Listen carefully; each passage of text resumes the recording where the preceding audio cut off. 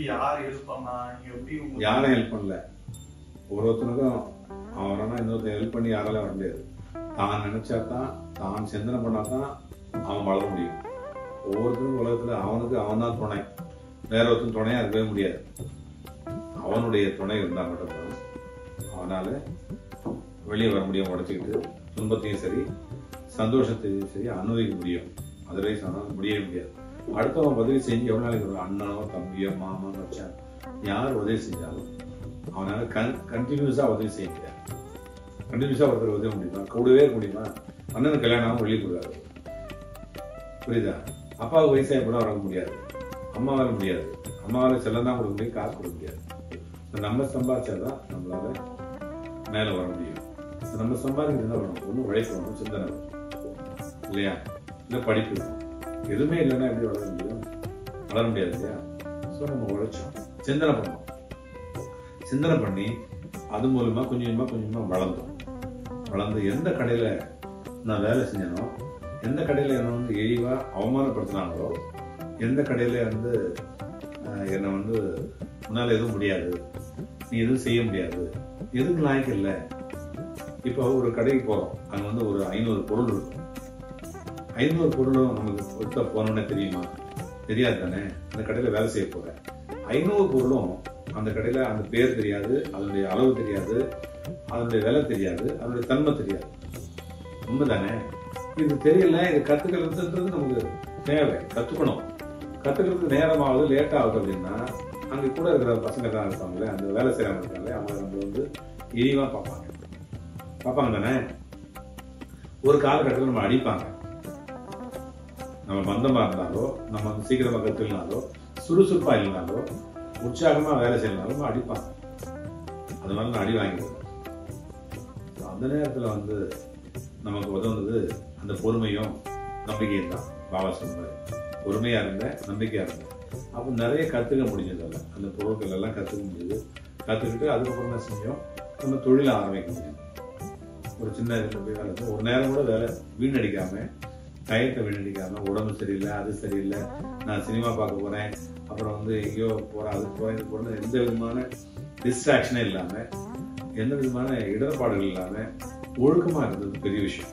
ஒழுக்கமா வளர்ந்தது. சின்ன வயசுல அங்க போயிடும் இல்லையா? நம்ம வந்து இந்த தொழில் செய்யும்போது, அதுலயும் நம்ம தொழில் செய்யும்போது இந்த கட்டட தொழில வந்து நிறைய பேர் வேற வேற விதமா வந்து தீய பழமைக்கு ஆளாயிருப்பாங்க. அது நம்மளை வந்து கொஞ்சம் கூட தொட விடலை. நம்ம மனசு, நம்ம வந்து நம்ம குடும்ப கட்டமைப்பு, இந்த பாரம்பரியம் நம்மளை வந்து தொட விடவே இல்லை. அது தப்பிச்சு வந்துட்டோம். கூட இருக்கிறவங்க பக்கத்துல குடிச்சிட்டே இருந்தா கூட நம்ம பார்த்துக்கிட்டே இருக்கோம், அதை தொட மாட்டோம். ஸோ அந்த மாதிரி ஒரு மனப்பக்குவத்தை நம்ம பகவான் கொடுத்தான். அதனால வந்து வந்துச்சு. அதனால குடிக்கிறவெல்லாம் தப்பானவன், அவன் கெட்டவன் நான் சொல்ல வரல. இருந்தாலும் கூட நம்ம அது போகல, கிட்ட போகல இல்லையா? அது நமக்கு வந்து பெரிய சந்தோஷம். அதோட இல்லாமல் நான்வெஜ் கூட நம்ம வந்து அந்த ருசியே நமக்கு தெரியாது. அதுல இருந்து நம்ம வந்து நான்வெஜ் சாப்பிட்டதே கிடையாது. அதனால அந்த ருசி தெரியல. அது பெரிய தியாகம்னு சொல்ல முடியாது. சாப்பிட்டுட்டு சாப்பிடாம இருக்கிறவங்க தான் பெரிய தியாகம் பண்றது. நம்ம சாப்பிடவே தெரியாது, சாப்பிட்டதே கிடையாது, அந்த ருசியே தெரியாது. அதனால அதுலயும் நம்ம வந்து தப்பிச்சுட்டு வந்துட்டோம். ஸோ அதுல இருந்து வந்த பிறகு நமக்கு வந்து கொஞ்சம் எந்த கடையில நம்ம இழிவுபடுத்தினாலோ, எந்த கடையில நம்ம வந்து தரக்குறைவா பேசினாலோ, அந்த கடையில இருக்கிற அந்த முதலாளியே நம்மளை வந்து பாராட்டக்கூடிய ஒரு நல்ல ஒரு சந்தர்ப்பம் நம்ம கிடைச்சது. அதுக்கப்புறம் நிறைய தொலைக்காட்சிகள்ல வந்து நம்ம வந்து கூப்பிட்டு பேட்டி எடுப்பாங்க. சில நல்லா வளர்ந்துட்டோம் இல்லையா? வளர்ந்த பிறகு நம்ம பேட்டி எடுக்கும்போது நான் அடிக்கடி குறிப்பிடுவேன், எனக்கு அதுதான் பல்கலைக்கழகம், அந்த கடை பேரை சொல்லி, அந்த கடை தான் நான் வேலை செஞ்சேன், அந்த கடை தான் எனக்கு பல்கலைக்கழகம், அதுதான் எனக்கு வந்து சொல்லிக் கொடுக்குது இந்த உலகத்துல எப்படி பேசணும், எப்படி எல்லாத்தையும் பழகணும், எது வியாபாரம், எது தந்திரம் அப்படின்றத தெரிஞ்சுக்கணும். அதுக்கப்புறம் அந்த கடை பேர் சொன்ன உடனே அந்த கடை முதலாளி வந்து, என் பையன் கூட இந்த பெருமையை எனக்கு தரல, என் பையன் கூட எனக்கு இந்த பெருமையை தரல, நான் வளர்த்த பையன் என்னை வந்து மட்டமா பேசுவான், என்னை மதிக்கல, நான் நினைக்கிற மாதிரி அவன் இல்லை, ஆனா நீ தான் என் பையன் அப்படின்னு சொன்னான். அது நமக்கு பெருமை தானே?